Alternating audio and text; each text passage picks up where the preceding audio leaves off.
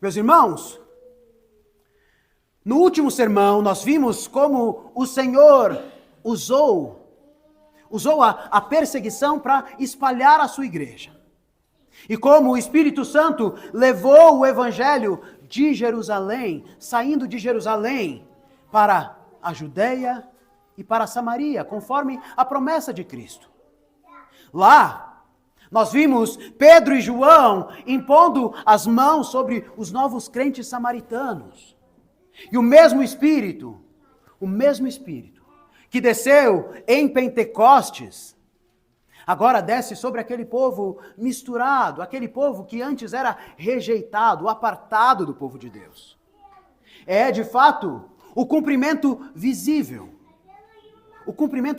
da palavra de Jesus. Sereis minhas testemunhas em Jerusalém, mas não apenas em Jerusalém, na Judeia e na Samaria. E agora, o Espírito estende essa missão para ainda mais longe. Não apenas a Judeia e a Samaria, mas até os confins da terra. Como Jesus diz em Atos 1, no verso 8, a missão não termina, não acaba nos confins de Israel, mas ela deve ir até os confins da terra, do mundo inteiro. O Evangelho, de fato, rompe barreiras e avança para as nações. Esse é o padrão do livro de Atos. Deus dispersa para reunir como um só povo. Deus espalha para que esse povo possa se ajuntar em seu nome. E sempre, meus irmãos, no centro da sua missão, no centro desse espalhamento, está a palavra de Deus. Lida, ensinada, explicada e vivida. No centro da missão da igreja, no centro da missão do povo de Deus, está a palavra de Deus. Lida, ensinada, cantada, explicada, vivida. A palavra de Deus vivida. E é sobre isso que nós vamos refletir no dia de hoje. Nosso texto começa com uma ordem do anjo do Senhor, do próprio Senhor a Filipe, dizendo: levanta-te e vai para o sul, ao caminho que desce de Jerusalém a Gaza, esse lugar que se acha deserto. Esse lugar deserto. E Filipe obedece.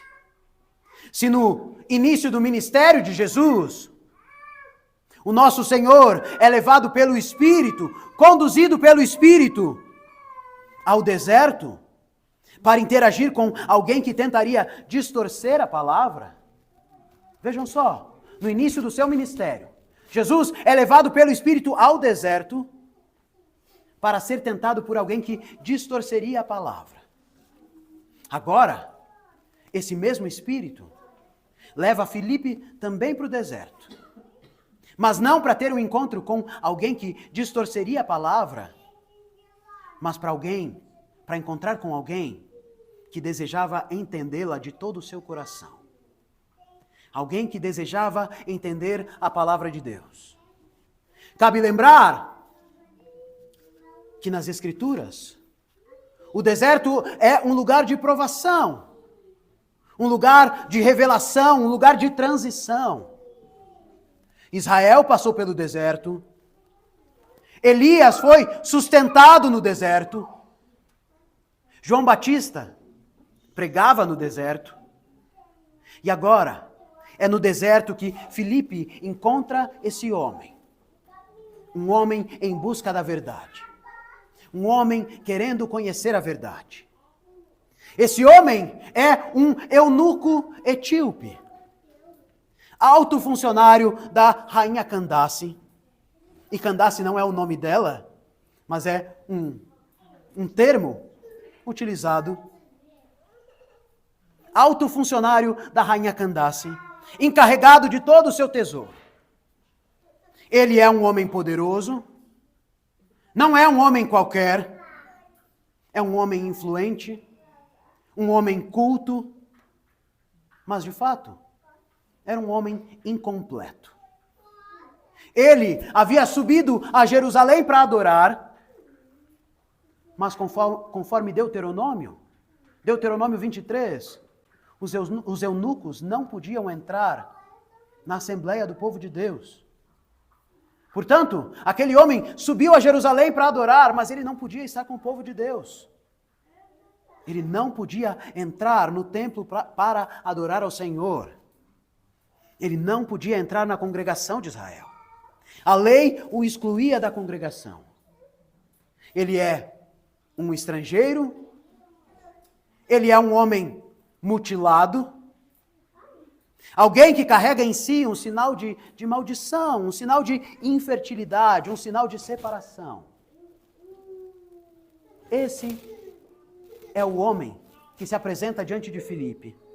Um homem que carrega um sinal de maldição, de infertilidade, um sinal de separação. E, no entanto, ele está lendo a palavra de Deus, ele está lendo o profeta Isaías. Ele está com o pergaminho aberto, lendo a palavra. E ele busca. Aquele homem busca. Ele deseja, ele tem fome e sede da verdade. Mas o fato é que aquele homem estava no deserto. Não apenas num deserto físico, mas aquele homem estava num deserto espiritual. Um completo deserto espiritual. A palavra está diante dele, ele lê a palavra, mas ele simplesmente não entende. Ele simplesmente não entende. E aí então, surge a pergunta fundamental de Filipe. A manifestação fundamental de Filipe. Você entende o que você lê? Você entende o que a Escritura está dizendo? Você está entendendo a mensagem contida nessa palavra? Essa é a pergunta de Filipe. A pergunta é simples, pergunta direta, pergunta poderosa. Você está realmente entendendo o que você está lendo? E a resposta do eunuco é humilde e honesta.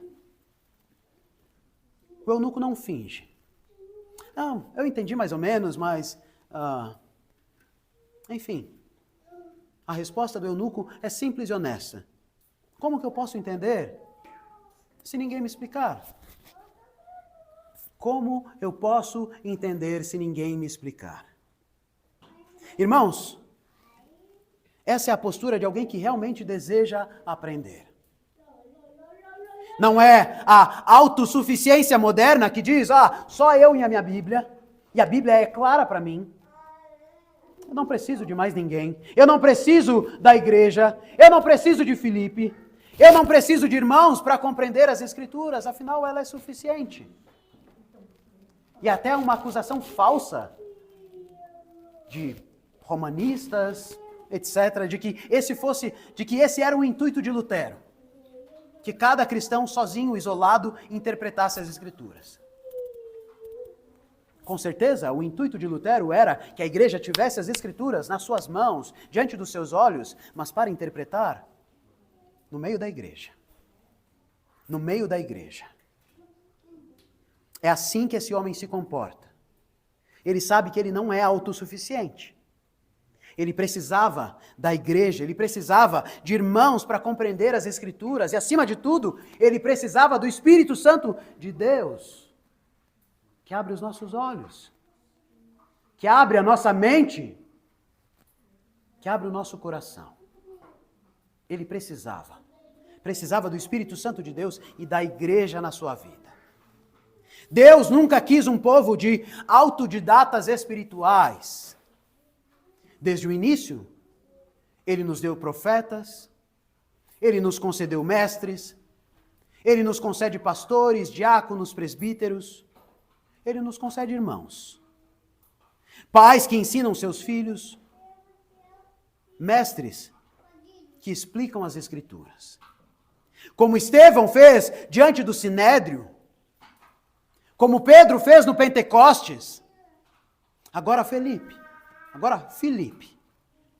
Filipe se senta no carro do eunuco e, partindo do profeta Isaías, ele anuncia a Jesus. Ele anuncia Jesus. Filipe não apenas lê Isaías, mas ele conecta Isaías à história. Filipe faz teologia. É isso que Filipe faz. Filipe faz teologia bíblica. Ele vê o servo sofredor como o cordeiro levado ao matadouro. E ele mostra àquele eunuco que esse servo foi cortado, sim, da terra dos viventes, mas agora ele faz nascer de si muitos filhos. Filipe conecta a mensagem de Isaías ao próprio Cristo, porque de fato é sobre isso que Isaías estava falando. O servo sofredor, o cordeiro levado ao matadouro, aquele que foi cortado da terra dos viventes, aquele que foi feito como árvore seca, aquele que não podia ter filhos, um eunuco do reino, é o Senhor Jesus Cristo que agora pode gerar filhos para o Deus Pai, por meio da sua obra. E essa leitura é manifestada, meus irmãos, no próprio corpo do eunuco. Essa leitura, essa mensagem é manifestada no próprio corpo do eunuco. Ele mesmo é alguém que foi cortado. Ele mesmo é alguém que não tinha descendência. Mas Isaías continua afirmando que um outro eunuco do reino veria assim a sua posteridade. O servo sofre, mas ele produz fruto. O estéril se torna fértil. A árvore seca começa a dar vida. E Filipe vê todas essas coisas. Ele conecta a palavra de Deus ao corpo daquele homem, à esperança daquele homem, ou a falta de esperança daquele homem. Ele mostra que Cristo é o verdadeiro eunuco, o servo que perdeu tudo, o servo que foi humilhado. Veja só, eunuco, não é só você que sofre. Veja só, povo de Deus, não são apenas vocês quem sofrem. O servo que perdeu tudo, o servo que foi humilhado, o servo que foi cortado.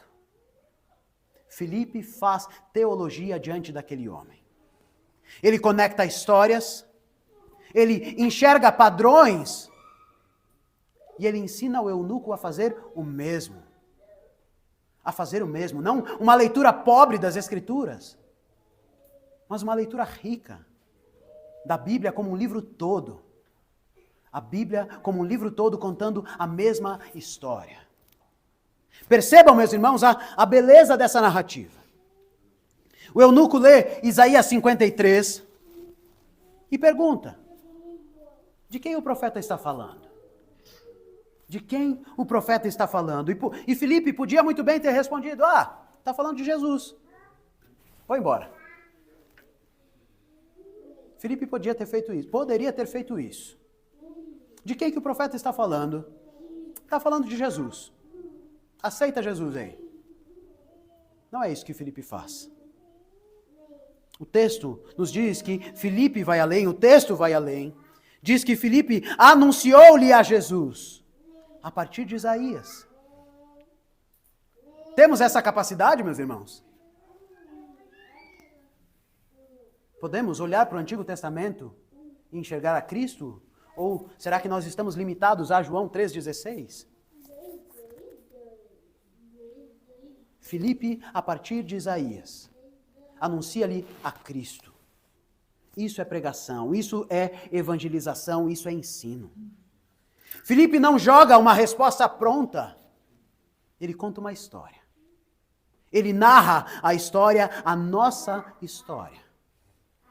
Filipe proclama o evangelho com profundidade, com conexão, com clareza. Existe uma história por trás. E você pode fazer parte dessa história. É isso que ele diz àquele eunuco. É isso que nós, meus irmãos, precisamos aprender como igreja. A nossa conferência em setembro será dedicada exatamente a esse tema. Entendemos o que lemos? Entendemos o que temos lido?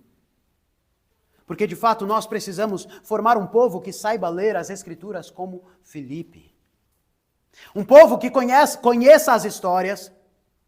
Um povo que conheça os personagens. Um povo que conheça os temas, os símbolos e os padrões nas Escrituras. Um povo que conecte Gênesis com Apocalipse. Um povo que enxergue Cristo nas Escrituras. E que viva a palavra como algo presente, poderoso e eficaz. Precisamos de pais que ensinem seus filhos com a mesma fidelidade de Filipe. Precisamos de jovens que aprendam a pregar com o mesmo ímpeto de Pedro. Precisamos de diáconos e presbíteros que saibam responder e se posicionar com ousadia, com a mesma ousadia de Estevão, nem que isso os leve até a morte. Nem que isso nos leve até a morte. A missão da igreja não se faz apenas com caridade. A missão da igreja não se faz apenas com bons gestos. A missão da igreja se faz com a exposição fiel da gloriosa palavra de Deus. Da gloriosa palavra de Deus. Vejam que, após ouvir a pregação de Filipe, o eunuco não hesita. Depois de ouvir a pregação de Filipe, o eunuco não hesita. Ele vê água e ele pergunta imediatamente: o que me impede? O que impede que eu seja batizado? O que impede? O que me impede agora que eu entendi a história, agora que eu entendi a verdade? O que me impede de fazer parte desse povo? O que me impede de ser marcado pela vida, uma vez que eu fui marcado pela morte? O que me impede de fazer parte desse povo? Aquele eunuco entendeu. A palavra de Deus inundou o seu coração e ele agora quer ser batizado. Ele quer fazer parte do povo de Deus. Meus irmãos, isso a resposta do eunuco é surpreendente e ao mesmo tempo constrangedora para nós. Constrangedora. Nós não temos um relato completo da pregação de Filipe, mas fica claro a nós que, ao falar de Jesus, Filipe chegou a falar para ele do batismo. Filipe contou a história do Evangelho, a história do povo de Deus, quem é o povo de Deus, de forma que aquele homem, a partir desse primeiro contato, ele já sabia a pergunta a se fazer: o que me impede de ser batizado? O que me impede de fazer parte desse povo? O que me impede de receber a graça do Senhor? O que me impede? Filipe mostra, em primeiro lugar, que o batismo não é opcional. Ele é o selo visível da palavra que foi crida nos nossos corações. Mas ele mostra a amplitude, a plenitude da sua pregação. Isso nos constrange. Isso deve nos constranger. O batismo é a porta de entrada da igreja, na igreja, do povo da nova aliança. E notem aqui que, para a tristeza dos batistas, não há nenhuma menção à imersão. Não há nenhuma menção à imersão. Filipe e o eunuco descem as águas. Filipe desce as águas também. E ele não foi batizado de novo.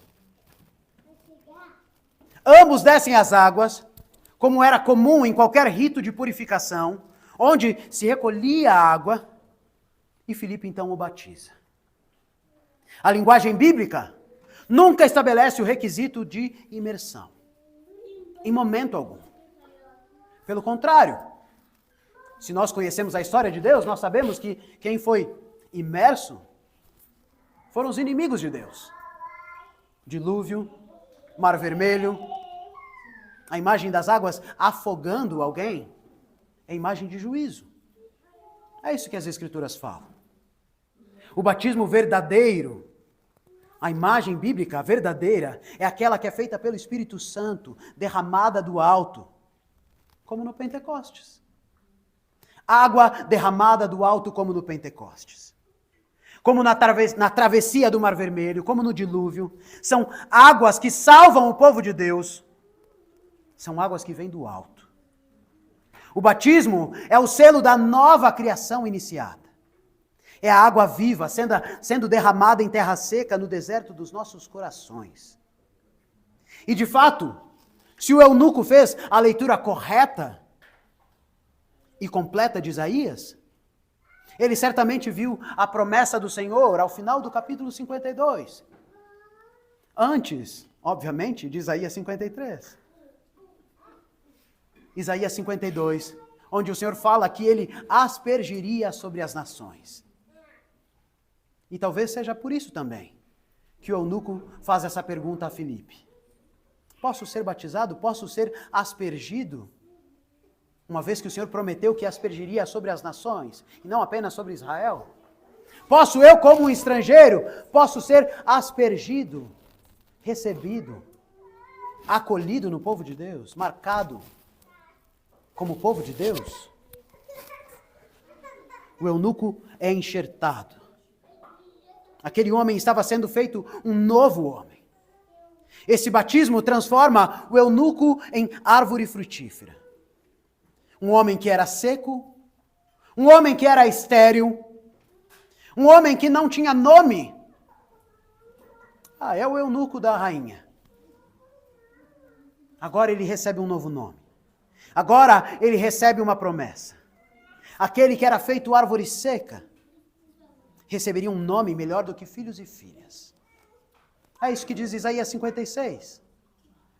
Aquele que não poderia ter filhos e filhas, a ele seria dado um nome melhor, maior, do que ter filhos e filhas. O eunuco é enxertado, unido ao povo redimido de Deus. Ele é feito participante da graça na nova aliança. E como Israel no deserto, ele foi alcançado pela palavra. Foi saciado com água viva. Foi selado com o Espírito Santo. Depois do batismo, o Espírito do Senhor arrebata Filipe. O Espírito do Senhor arrebata Filipe. Mas é importante esclarecer que esse arrebatamento, meus irmãos, nada tem a ver com aquele mal entendido baseado em 1 Tessalonicenses. Quem? Os mais jovens talvez não, né? Mas alguns já assistiram, Deixados para Trás. Terrível filme, bem divertido, mas biblicamente terrível. Mas é divertido. Assistam. Esse arrebatamento de Filipe nada tem a ver com esse popular mal entendido a respeito de Tessalonicenses, 1 Tessalonicenses. O texto deixa claro.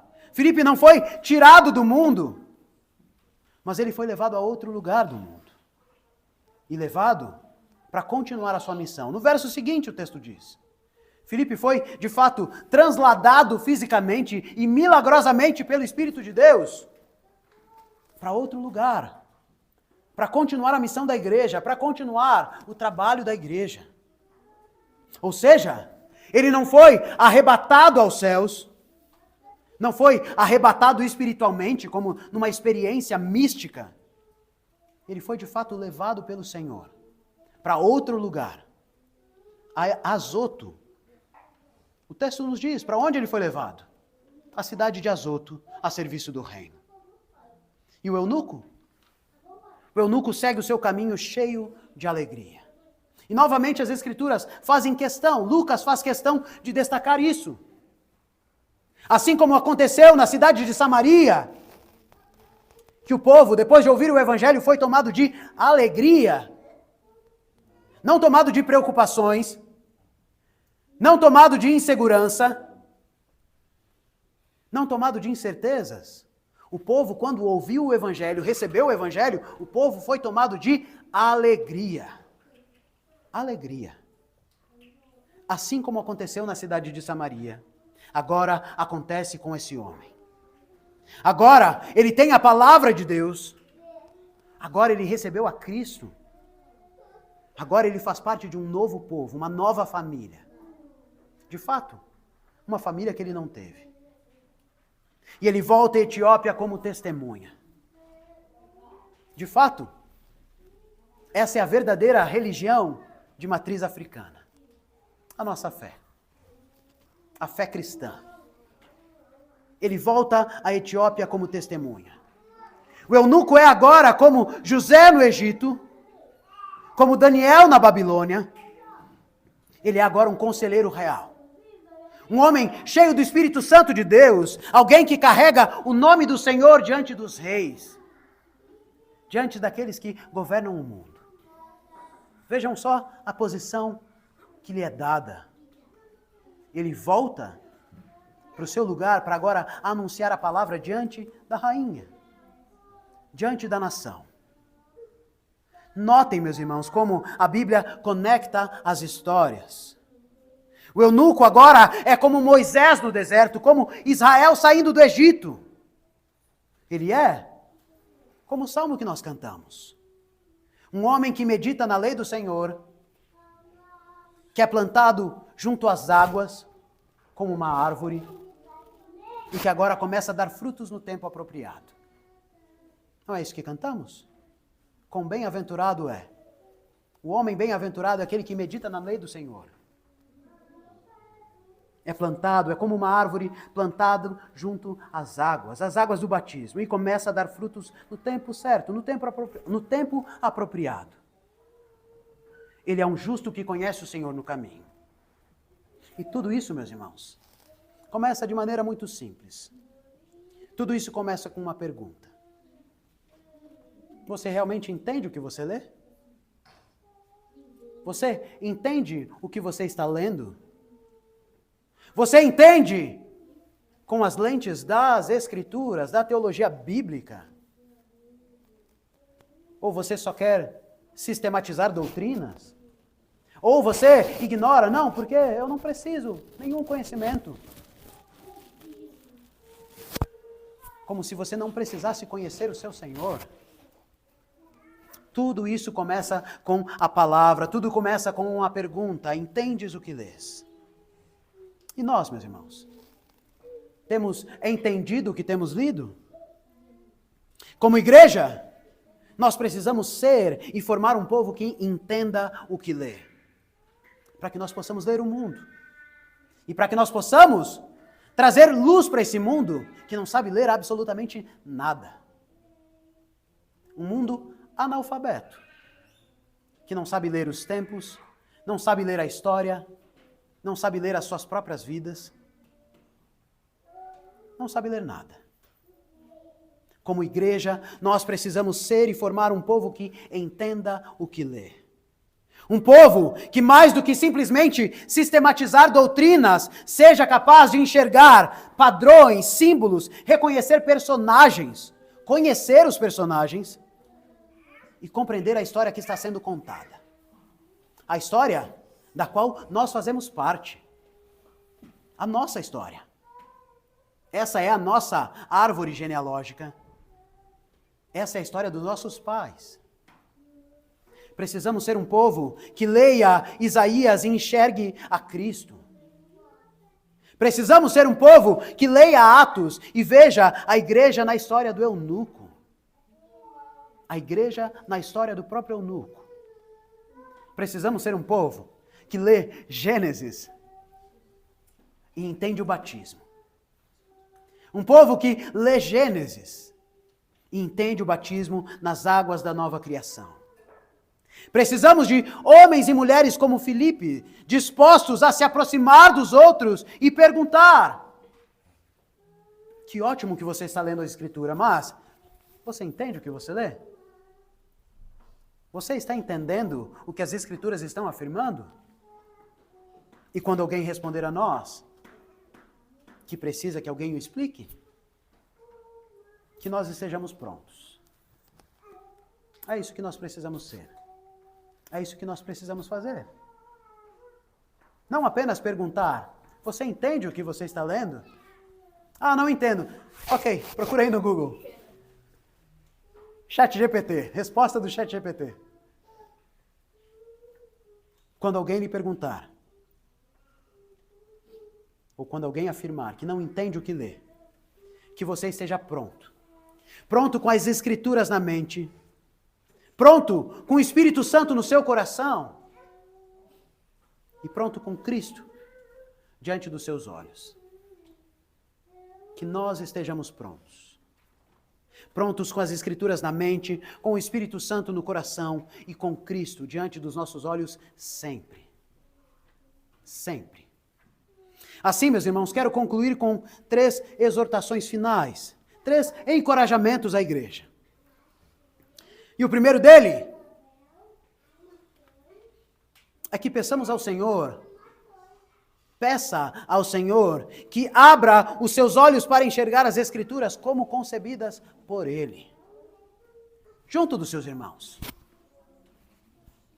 Clame, peça por ajuda, ou ofereça ajuda.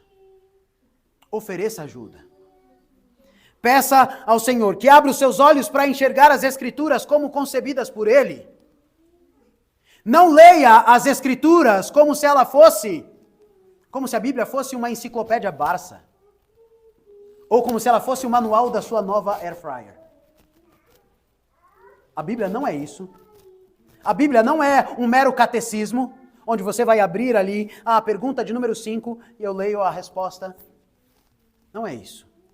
A Bíblia é a história de um povo, do nosso povo. Nós encontraremos respostas, sim. Mas, graças a Deus, e pela graça de Deus, teremos algum trabalho. Um trabalho junto dos nossos irmãos. Um trabalho que, de fato, vai nos trazer muito mais prazer do que cansaço. Peça ao Senhor para ler as Escrituras como elas são. Confissões são ótimas. Catecismos são ótimos. Livros teológicos são ótimos. Mas eles não são a Escritura. Leia as Escrituras como elas são. Não como uma enciclopédia, não como um manual de algum aparelho que você acabou de comprar, mas como uma verdadeira história, uma verdadeira peça de tapeçaria estabelecida pelo Senhor. Belamente criada pelo nosso Senhor. Portanto, fique atento. Fique atento aos montes, fique atento aos rios, fique atento às árvores, aos jardins e aos templos. Porque tudo, absolutamente tudo aponta para Cristo. Tudo aponta para Cristo. Esse é o primeiro ponto. O segundo deles, é que nós precisamos ensinar a palavra com fidelidade. Seja em casa, seja na faculdade, seja no trabalho. Nós precisamos aprender a fazer teologia com fidelidade e com naturalidade. Você não precisa se transformar num mestre em teologia. Não precisa, senta aqui que agora eu vou te dar uma aula. Faça teologia com naturalidade. Conecte os pontos. Enxergue. Leia aos tempos e aplique as Escrituras aos tempos. É assim que você faz teologia, é assim que você anuncia o Evangelho. Filipe olhou para aquele homem eunuco e trouxe o Evangelho a ele de acordo com a sua realidade. Não adequando a verdade à sua realidade, mas conectando. Enxergue as Escrituras e pregue as Escrituras com fidelidade, seja em casa, na faculdade, no trabalho, mas faça a teologia com naturalidade. Pregue, conte a história, mostre a Cristo. Mostre a Cristo. Quantas pessoas ao redor de você talvez nem saibam que você é um cristão? Mostre a Cristo. Evidencie a Cristo por meio da história. E o terceiro deles, mais importante, assim como o eunuco, depois de receber o Evangelho, depois de ter sido batizado, qual foi a resposta do eunuco? Viver feliz. Viver com alegria. Saiu com alegria. O Evangelho, quando verdadeiramente absorvido, compreendido por nós, ele transforma o nosso coração e transborda em alegria. Essa é a resposta. Você foi liberto dos seus pecados. Você sabe que você tem um Senhor que está acima de todos os senhores desse mundo. Você sabe que nada pode te tirar da mão do nosso Deus. Você sabe que pode vencer o pecado, o mundo e o diabo pelo Espírito Santo do Senhor. Por que você estaria triste? Pelas coisas que passaram? Tenho uma boa nova para você. Em Cristo tudo se fez novo. Em Cristo nós somos novas criaturas. E obviamente teremos que lidar com traumas, dificuldades do passado. Mas agora nós não estamos lidando sozinhos. Agora nós temos o Senhor dos Senhores, o Deus Todo-Poderoso, o Deus que criou todas as coisas do nada. E se Ele pode fazer isso? Se Ele pode fazer isso, com certeza Ele pode fazer algo em você. Portanto, viva com alegria. O Evangelho, quando verdadeiramente compreendido, transforma o coração e transborda em alegria. Como o eunuco, siga o seu caminho em paz, tendo paz com o Senhor. Você foi selado com o Espírito Santo, enxertado, unido à videira verdadeira e iluminado pela palavra. Portanto, viva. Viva com olhos renovados e olhos abertos para contemplar a glória do Senhor em todas as coisas. Viva dessa forma. Que assim, meus irmãos, que assim nós sejamos. Leitores fiéis, mestres corajosos e servos frutíferos. É isso que nós precisamos ser. Leitores fiéis, mestres corajosos, servos frutíferos. Que tendo atravessado os desertos desse mundo, da nossa história, nós sejamos por Deus transformados em mananciais de água viva. Porque de fato, é dessa água que nós precisamos. É dessa água que o mundo precisa. É dessa água que o mundo carece. É da palavra que esse mundo carece. E que a paz do nosso Deus, que excede todo o nosso entendimento, guarde os nossos corações, as nossas mentes, em Cristo Jesus, em nome do Pai, do Filho e do Espírito Santo. Amém.